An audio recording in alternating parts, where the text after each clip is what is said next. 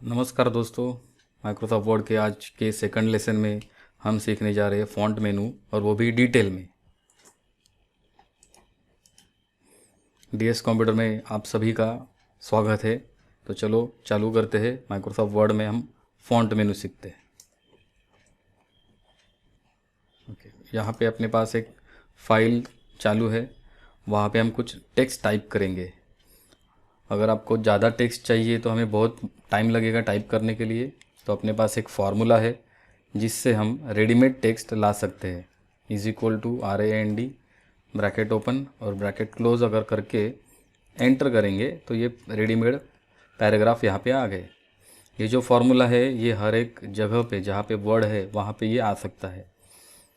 वापस देखिए क्या किया हमने, इज इक्वल टू RAND, जो ब्रैकेट हमने किया उसमें हम नंबर भी डाल सकते हैं। कोई भी नंबर डाला तो उतने, दो अगर डाले तो 2 पैराग्राफ आएंगे, 5 डालेंगे तो 5 पैराग्राफ आएंगे, और कुछ भी नहीं डाला तो भी मैक्सिमम 5 पैराग्राफ तो आने ही वाले हैं।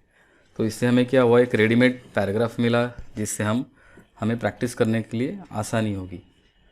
अभी देखते हैं हम फ़ॉन्ट मेनू कैसे यूज़ कर सकते हैं। फ़ॉन्ट चेंज करने के लिए हमें पहले उससे पहले हमें सिलेक्ट करना पड़ेगा टेक्स्ट को। कोई भी वर्ड के ऊपर अगर हम 2 क्लिक करेंगे तो वर्ड सिलेक्ट हुआ, अगर हम 3 क्लिक करेंगे तो पैराग्राफ सिलेक्ट हुआ।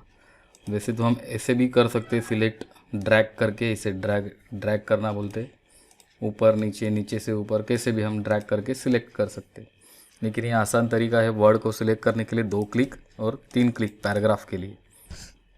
माउस थोड़ा ये पैराग्राफ के लेफ़्ट में लेके आएंगे तो एक ये एरो चेंज होता है जिससे एक लाइन सिलेक्ट होगी, और अगर हम पकड़ के नीचे ड्रैग करेंगे या फिर ऊपर तो मल्टीपल लाइन सिलेक्ट कर सकते हैं।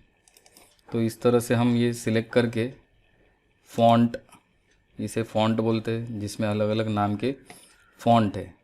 अगर हमें कोई फ़ॉन्ट का नाम पता है तो हम डायरेक्ट टाइप कर सकते हैं। जैसे मैंने ALG टाइप किया तो ये ALG का ये फ़ॉन्ट सामने आ गया। क्लिक करके हम अप्लाई कर सकते हैं। ये साइज़ है जिसमें से हम फ़ॉन्ट का साइज़ चेंज कर सकते हैं। आप देखेंगे यहाँ पे ऑड नंबर नहीं है, 21 23 नंबर नहीं है, तो ये नंबर हम मैन्युअली टाइप भी कर सकते हैं। ओके, यहाँ पे ये ग्रो फॉन्ट है, डिक्रीज साइज़ करने के लिए, इंक्रीज साइज़ करने के लिए ऑप्शंस है। बोल्ड इटालिक है, आप हर एक चीज़ आपको करके देखनी है। बोल्ड, इटालिक, अंडरलाइन, अंडरलाइन के अंदर भी डिटेल्स, टाइप्स है उसके, अंडरलाइन के कलर्स है, ये हम अप्लाई कर सकते हैं। ये सिंपल मेनू जो है, सिंपल ऑप्शन से थोड़ा हम फास्ट में सीख रहे। आगे जो ज़रूरत है, जो हार्ड ऑप्शन है, वो मैं थोड़ा आराम से धीरे से आपको बताऊंगा। ये यहाँ से ये स्टाइल भी अप्लाई कर सकते हैं फ़ॉन्ट के लिए। जैसे हम ये कुछ भी यहाँ पे चेंज कर रहे, कलर कर रहे, कुछ भी ये मुझे नहीं चाहिए, जब इसे मुझे नॉर्मल करना है तो इसे सबको सिलेक्ट करके हम अगर क्लियर फॉर्मेट करेंगे, क्लियर ऑल फॉर्मेटिंग, तो यहाँ पे टेक्स्ट नॉर्मल हो सकता है।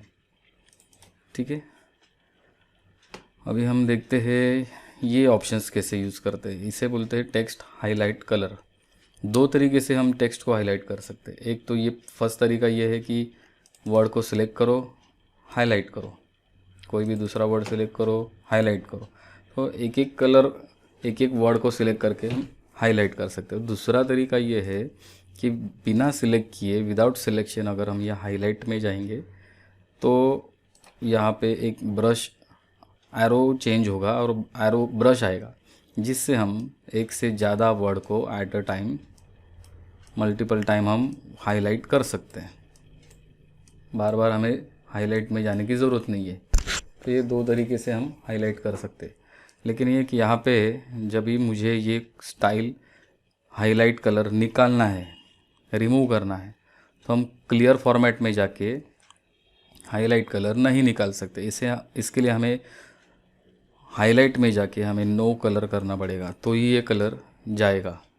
ठीक है, ये है सुपरस्क्रिप्ट। जैसे कि हम लिखते हैं फर्स्ट, सेकंड, मैंने लिखा 1 और ST, और जैसे मैं स्पेस दबाऊंगा तो ये ST ऑटोमेटिकली ऊपर जाएगा। ये पहले से सेटिंग है इसमें। लेकिन अगर हमें कुछ मैनुअली करना है, मुझे लिखना है 4 5 स्क्वायर, तो ये 2 ऊपर चाहिए मुझे, तो ये ऐसे तो जाएगा नहीं। इसे सिलेक्ट करके हम करेंगे सुपरस्क्रिप्ट, तो ये ऊपर जाएगा। और ये करेंगे सबस्क्रिप्ट, तो ये नीचे आएगा। जैसे H2O अगर लिखते हम लिख के दिखाता हूँ मैं आपको। H2O लिखा तो ये सिर्फ 2 को सिलेक्ट करके हम करेंगे सबस्क्रिप्ट, जिससे वो नीचे आएगा। और वापस इसको सबको सिलेक्ट करके अगर मैं क्लियर फॉर्मेट करूँगा तो वो नॉर्मल हो जाएगा। तो ये है फ़ॉन्ट के ऑप्शंस हम देख रहे हैं अभी। पैराग्राफ सिलेक्ट करते हैं और ये ऑप्शन में जाते हैं। ये है चेंज केस, जिसमें है अपर केस मतलब कैपिटल, लोअर केस मतलब स्मॉल। स्मॉल मतलब आप देखेंगे यहाँ पे हर एक वर्ड, हर एक लेटर स्मॉल में है, फर्स्ट लेटर भी स्मॉल है। सेंटेंस केस, जो नॉर्मली हम जब टाइप करते हैं तो सेंटेंस केस में ही टाइप होता है, फर्स्ट लेटर कैपिटल होता है सेंटेंस का। और ये है, और उसके आगे ये कैपिटलाइज ईच वर्ड, जिसमें हर एक वर्ड का फर्स्ट लेटर कैपिटल दिखा रहा है हमें। और आप यहाँ पे देखेंगे तो उसमें एग्जाम्पल के साथ बताया हुआ है कि अपर केस कैसे दिख रहा है, लोअर केस कैसे दिख रहा है, कैपिटलाइज ईच वर्ड कैसे दिख रहा है। लेकिन ये टॉगल केस देखिए कैसे दिख रहा है। पहला अक्षर छोटा है, बाकी के बड़े हैं, लेकिन रियल में ऐसे वो नहीं आएगा। मतलब अगर अपर केस चालू है और अगर मैं टॉगल केस करूँगा तो ये पूरा का पूरा लोअर हो गया। वापस अगर हम इसे टॉगल केस करेंगे तो ये पूरा का पूरा कैपिटल हुआ। तो ये टॉगल का ये मतलब होता है कि हम जब टॉगल केस करते हैं तो जो कोई केस चालू है, अपर लोअर जो कोई है, उसका अपोजिट होगा। तो उन्होंने यहाँ पे जो दिखाया है, पहला अक्षर छोटा बाकी का कैपिटल, ये कब होगा? अगर हमने कैपिटलाइज ईच वर्ड किया, मतलब हर एक वर्ड का फर्स्ट लेटर कैपिटल है और बाकी का स्मॉल है, तो इसका उल्टा कैसे होगा, इसका अपोजिट कैसे होगा? ये देखो टॉगल केस किया हमने, जो कैपिटल है वो स्मॉल हुआ और जो स्मॉल है वो कैपिटल हुआ। ओके, तो इस तरह से हम ये टॉगल केस कर सकते हैं। टॉगल केस ज़्यादा यूज़ नहीं होता, लेकिन आप याद रखो टॉगल का मतलब, टॉगल मतलब होता है अपोजिट। जो कोई भी केस चालू है उसका अपोजिट। नॉर्मली हम सेंटेंस केस यूज़ करते हैं। ओके, तो हमने ये ऑप्शंस देखे, एक रह गया अपना ऑप्शन, ये स्ट्राइक थ्रू है। हमें दिखाना है कि कोई वर्ड हमने काट दिया है वहाँ से, तो हमें दिखाना है, तो इसके लिए हम ये स्ट्राइक थ्रू यूज़ कर सकते हैं। बीच में एक लाइन आ जाएगी जिससे पता चलेगा कि हाँ वो उसमें काट दिया वो वर्ड। ओके, थोड़ा हम फ़ॉन्ट का भी और डिटेल ऑप्शन सीखेंगे। ये फ़ॉन्ट के अंदर जाएंगे हम, डायलॉग बॉक्स में जाएंगे, जिससे हमें और ऑप्शंस हमें ओपन होंगे, जो हम अभी सीखने वाले हैं। देखिए यहाँ पे अगर हम देखेंगे फ़ॉन्ट, स्टाइल, साइज़, ये तो हमें पता है सब options. Font colour, font style, underline style वगैरह, ठीक है। अलग क्या है इसमें? देखो अलग है इसमें हिडन का ऑप्शन।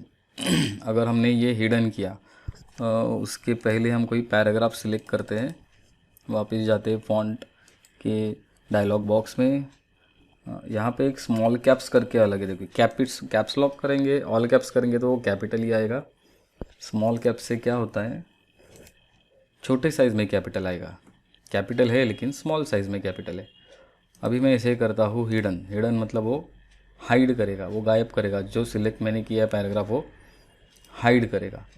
लेकिन दोस्तों ये समझ लो कि अगर मैंने उसे हाइड किया है, मतलब मैंने उसको सिलेक्ट करके वो हिडन को टिक किया है, चालू किया हिडन को, तो मुझे अगर वो नॉर्मल करना है तो हिडन वाला वो टिक मार्क निकालना पड़ेगा। लेकिन वो पैराग्राफ ही नहीं दिख रहा है तो वो हिडन वाला टिक मार्क निकालेंगे कैसे? तो उसके लिए 2 तरीके हैं, समझ लीजिए आप। एक तो है ये paragraph mark, show paragraph mark, जिससे हमने जो हिडन किया हुआ पैराग्राफ है वो दिखाएगा। अभी हम इसे सिलेक्ट करके, और एक पता चलेगा आपको यहाँ पे अंडरलाइन दिख रही है डॉट डॉट वाली, मतलब है कि ये पैराग्राफ हाइड किया हुआ है। अभी हम इसे सिलेक्ट करके अनहाइड कर सकते हैं, वो टिक मार्क निकाल सकते हैं। ये एक तरीका है उसे अनहाइड करने का। ये पैराग्राफ मार्क ऑन करेंगे तो पैराग्राफ मार्क दिखेगा, जो हिडन है वो दिखेगा।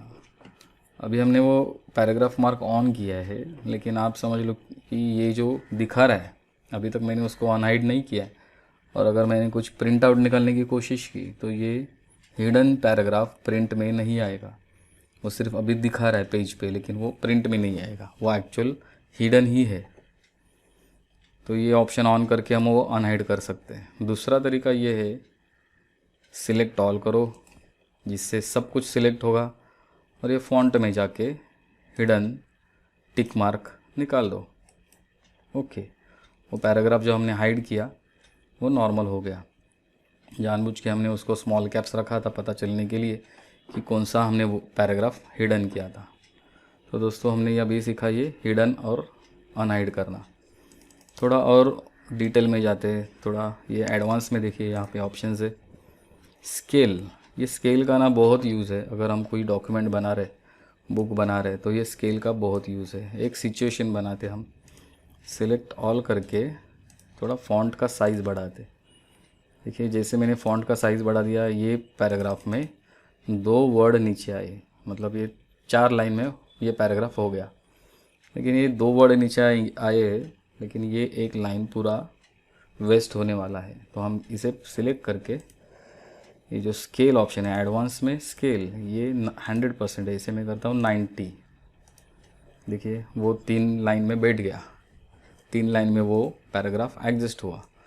90 के हमने बहुत ज़्यादा कम हुआ तो यहाँ पे 95 भी हम कर सकते हैं, मैनुअली नंबर भी हम डाल सकते हैं।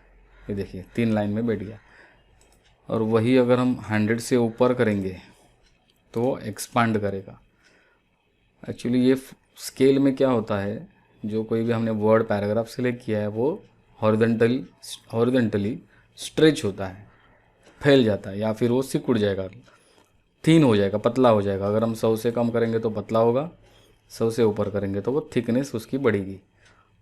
ओके, तो ये आप करके देख सकते हैं, ये बहुत काम की चीज़ है।